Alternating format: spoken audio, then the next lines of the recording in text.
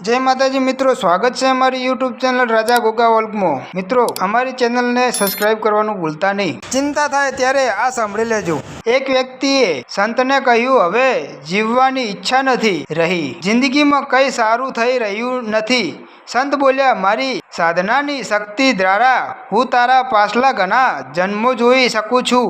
જ્યારે તું પશુ પક્ષીની યોનિઓમાં હતો ત્યારે પણ ભગવાનને પ્રાર્થના કરી રહ્યો હતો કે હે ભગવાન, એકવાર મને મનુષ્યનું શરીર આપી દે જેથી હું મુક્ત થઈ શકું। અને હવે મનુષ્ય શરીર પામીને તું જીવવા નથી માગતો? જો તારું મનુષ્ય જીવન અત્યારે સમાપ્ત થઈ જાય તો તું ફરીથી પશુ પક્ષી બનીશ અને ફરી પ્રાર્થના કરીશ કે મને માણસના રૂપમાં જન્મ મળે। તું લાખ વાર જન્મ લઈશ તો પણ તારા દુઃખ સમાપ્ત નહીં થાય। તારે હંમેશા માટે દુઃખમાંથી મુક્ત થવું હોય તો તારું આખું મન ભગવાનમાં લગાવી દે।